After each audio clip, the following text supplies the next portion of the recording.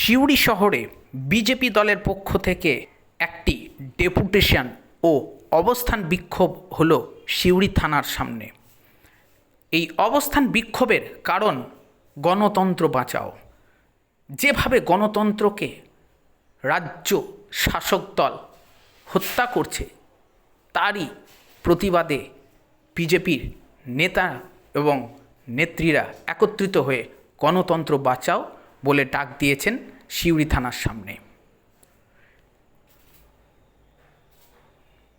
চলুন শুনে নিই নেতা নেত্রীরা ঠিক কী বললেন এবং তার সাথে সাথে বীরভূম জেলার বিজেপির সভাপতি ধ্রুব সাহা ঠিক কী জানালেন আমাদের সংবাদ মাধ্যমের মুখোমুখি হয়ে, তা শোনাবো আমাদের দর্শক বন্ধুদের। এখানে আপনি কালকে মিটিংয়ে কি বললেন? যদি পার্শ্ববর্তী দেশ থেকে সে কেউ থাকতে যায় তাহলে আমরা সেই রিফিউজিকে আমরা জায়গা করে দেবো। একদিন না আপনি বলেছিলেন 2004 সালে যে অনুপ্রবেশ যারা আসবে তারা তো অনুপ্রবেশকারী হবে। তাহলে এই অনুপ্রবেশের বিরুদ্ধে কথা বলে এই ডবল স্ট্যান্ডার্ড মানুষ কিন্তু বুঝতে পারবে। কোনো রাজনৈতিক দল নয়, এটা একটা করে কমে লুটে পুটে খাওয়ার গণসংগঠন মাত্র, যার কোনো ইডিওলজি নাই, যার কোনো ক্রেডিবিলিটি নাই, আর কিচ্ছু হতে পারে না। তো আমি এদেরকে আমরা বিবেকবান হব।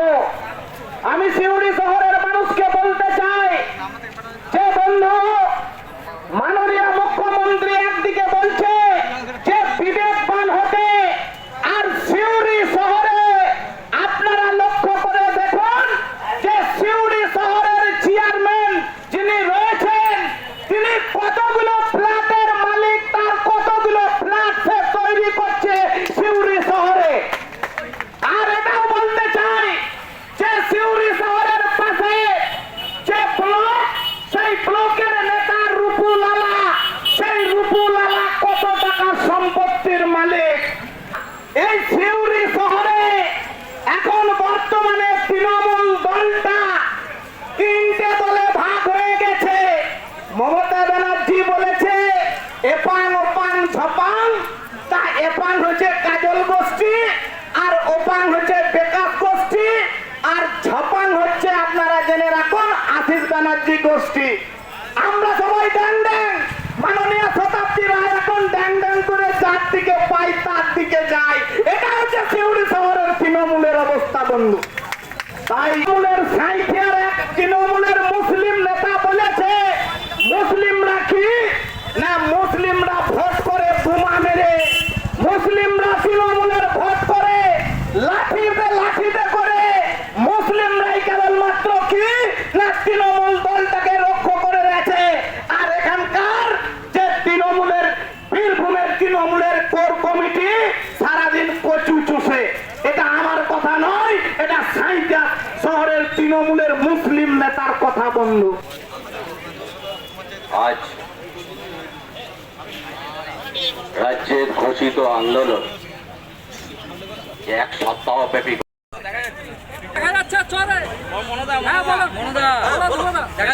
দেখুন, ভারতীয় জনতা পার্টি গতকাল 21শে জুলাই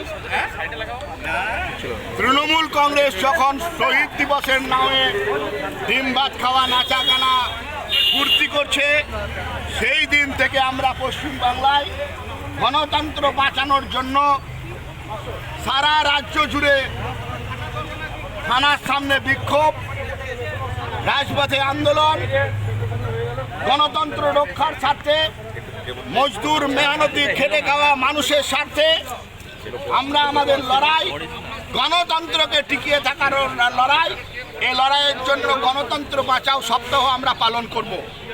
আর এই গণতন্ত্র বাঁচাও সপ্তাহ আজকে এবং গতকাল আমরা বীরভূমের বিভিন্ন থানায় ধিক্কার জানিয়েছি, বিক্ষোভ সমাবেশ করেছি।